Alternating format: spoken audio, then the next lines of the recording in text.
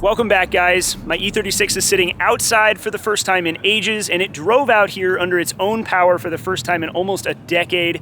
I am so excited. It took a ton of work to get to this point, but I'm excited to take you guys along for the ride, show you everything that happened over this weekend. I know my E36 episodes can be hit or miss with you guys, but I think you're going to enjoy it. Let's dive in. I'll show you how we got to this point. Once again, we're starting off an episode with a bunch of new parts. After dedicating an episode to figuring out exactly what parts we need for the build, I got them all ordered up thanks to my friends over at FCP Euro.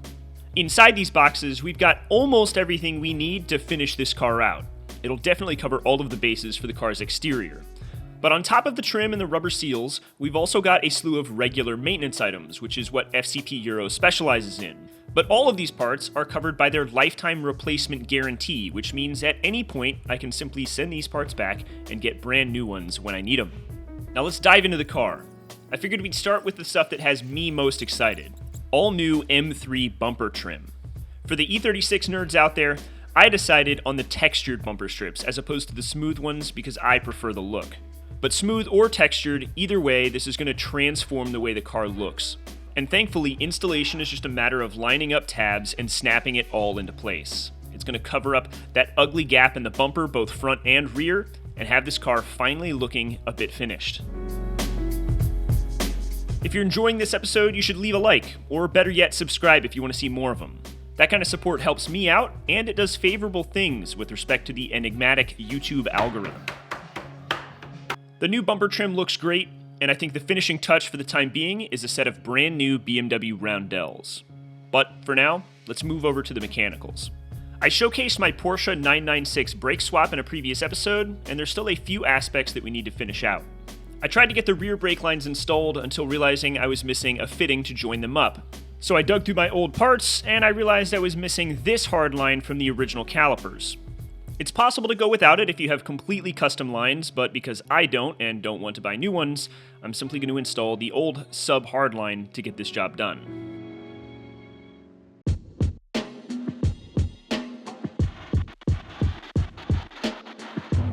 With the brake lines buttoned up on each side of the car, we turn to other important aspects so that we can get this thing driving down the road.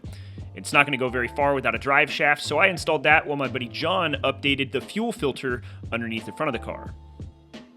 With some other brackets and parts squared away, we moved on to the exhaust, and this exhaust was built by my friends over at Fluid Motor Union over a decade ago. And of course, I have a bias, but I happen to think it's the best sounding S54 exhaust I've ever heard. In the last 8 years, this car's only driven one time, about 5 years ago when I took it from my shop to a buddy's, and that was the last time I changed the oil in it. So we drained everything out and got all the filters replaced so that we're squared away for a first start. While I was in the engine bay, I also needed to replace my brake master cylinder as part of my Porsche brake upgrade. The stock 325 unit is a bit smaller than an E36 M3 master cylinder, but my friend Cecil happened to have an M3 cylinder sitting on his workbench, so he drove home, picked it up, brought it back, and we swapped it into place, crossing all of the parts needed for this swap off the list. All that's left is to finally install those brake pads, which thankfully, due to the construction of these calipers, is now the easiest maintenance job on the entire car. They simply drop in from the top of the caliper, and a locking pin holds them into place.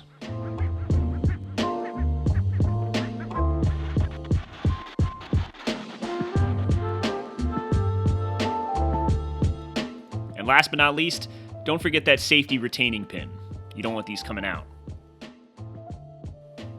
Somewhere in the shop, I've got a pressure bleeder that would have made bleeding these brakes a whole lot easier, but unable to find it, we did it the old-fashioned way. My friend Blake sat in the driver's seat and pumped the brakes, John kept an eye on the fluid level, and I broke open bleeders over and over again.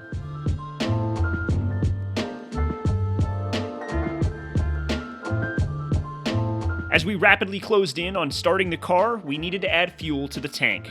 And with a new battery in the trunk, it was time to finally start this thing up for the first time in years.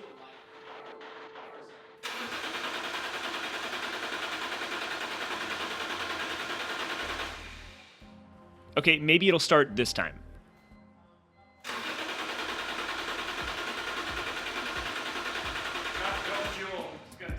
After a bit of troubleshooting, we finally realized that although we had 12 volts at the fuel pump itself, the fuel pump wasn't kicking on. Whether it's because it's 30 years old or because it's sat for a number of years, it was toast. Now I know what you're thinking. No, the problem is not this broken hose here. This is because I dropped the fuel pump. But the fuel pump has 12 volts and it's not operating. And I think instead of just replacing the pump, we should replace the entire assembly, because not only do we have unshielded wires, all the kind of factory shielding has come off. I mean, this stuff is 30 years old at this point.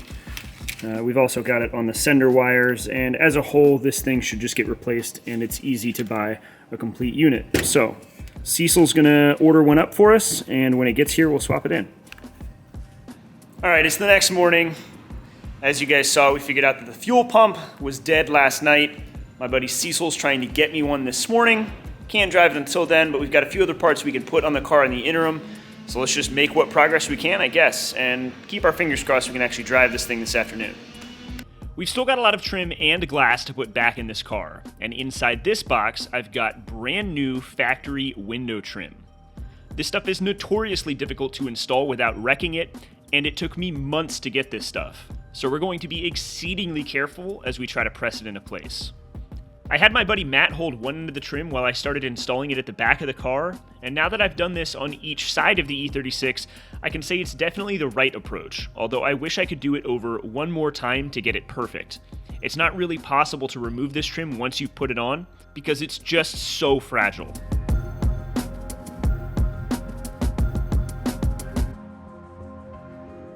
Overall though, I'd say the install went relatively well. I'm happy enough with it, and someday maybe I'll redo it to make it perfect, but it's good enough for now.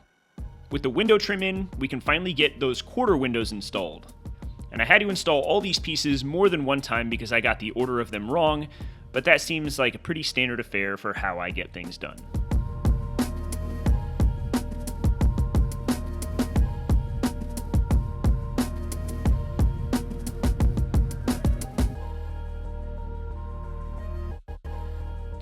I was both nervous and cautious through this whole process because what I really don't want is for my quarter windows to leak. Although I don't have any plans for my car to sit outside, you never know when you might get caught in the rain. Now let's move on to a more interesting project. Chloe is sitting in front of another fantastic box full of parts, and inside we've got all new M3 door moldings. This stuff will match the bumper trim and replace the tall base model 3 Series moldings I had prior. And while I know putting an M badge on a non-M car is a bit sacrilegious, I hope you guys will forgive me. The factory BMW clips and hardware to hold this stuff on clearly works. It's been holding trim on M3s for decades at this point. But getting it all pressed into place will really show you just how flimsy the 3 Series panels can be once you really put some force against them. Updating the door moldings on a base model 3 Series is one of the best ways to transform the overall look of it, and this is something that I wanted to do for years, especially back when I was driving this car every day. And seeing it all in place, I'm disappointed in myself that I didn't do it sooner.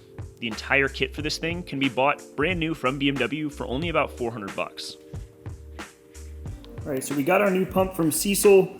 This guy right here, it's for a 95 M3, and the only problem is that the plugs on top are different, and I don't have these plugs on my car. I even looked around, there's some things I don't have on my car anymore that have very similar plugs, but not these exact ones. So what we're going to do is we're going to clip the end of this plug off. We're going to take some of these terminals and make a simple kind of jumper harness that will plug into place. And I'll insulate them with some heat shrink, and this will work for the time being. At some point I'll see if I can find somebody selling one of these plugs and kind of do it the correct way, or we'll just pot this and add a Deutsch connector in here, something to that effect, but this should work pretty well. It seems like it's always these little annoying jobs that keep you from getting to the finish line. This was the last thing I expected to find myself doing in an effort to get my car running again. Thankfully, this wasn't challenging in the scope of things, and I was able to knock it out and get the new fuel pump installed and everything secured. The only other hurdle to overcome was the fact that the return line on the new fuel pump was quite a bit bigger than the old one. But I was able to squeeze the line over it, and all seems well.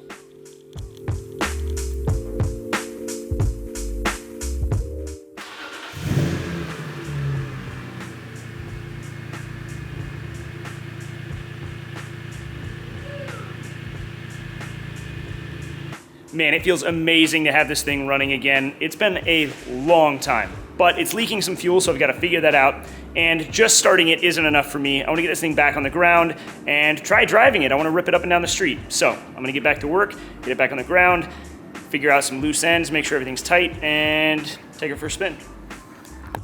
Thankfully, the fuel leak proved to be nothing more than just a loose hose clamp. So after tightening it up, I was feeling confident and put the car back on the ground.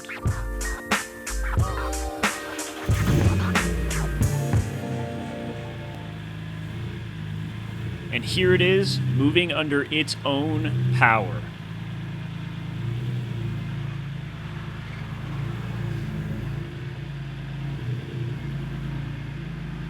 By most measures, this car is only half assembled, but let's be real. I am not going to miss the opportunity to drive this thing down the street for the first time, and I want to get some beauty shots in. I'm tired of seeing this thing sitting inside the shop.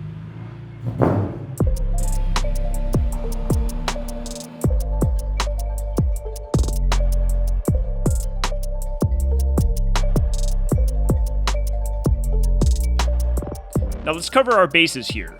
From a driving perspective, this car is largely put together, but from a cosmetic one, there's a lot of stuff that needs to get done.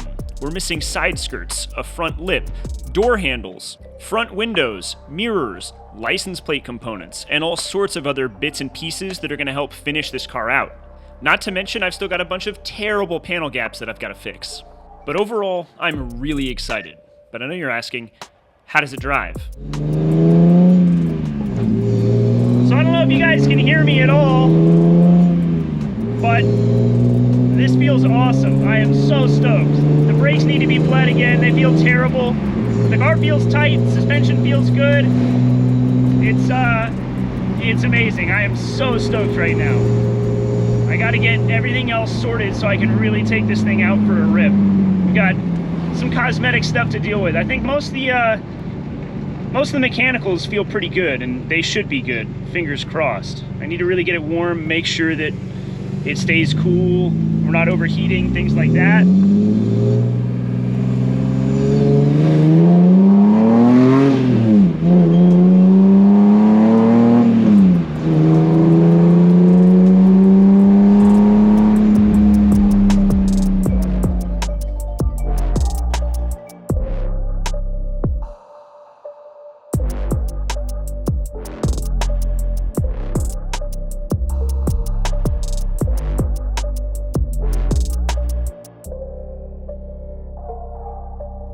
All right, I'm back from my test drive, and man, I am just at a loss for words for how excited I am. The car feels so good. I've still got to bed the pads. There's still a lot of stuff left to do, but this is such a big milestone. This has been such a long time coming. I haven't gotten to enjoy this car in the better part of a decade, let's be real here. So I'm really glad that you guys have stuck around through this build. I know it's not the Ferrari, but those of you that do watch these E36 episodes, I'm thankful for it. I like being able to focus on other cars, especially ones that are important to me, and I've had a lot of fun working on this car this weekend. I've made some huge progress. I'm really working hard to check builds off of the list, and the E36 is that much closer. It's just little knick-knack stuff at this point. And I hope you guys want to see that stuff, because we're going to keep returning to it. But for the end of the week, we've got to get back on the Ferrari. We've got to get it fired up. So make sure you subscribe. You won't want to miss the upcoming episodes. We're getting closer and closer on that one. We're making progress all around. I'll catch you guys at the end of the week. Thanks as always.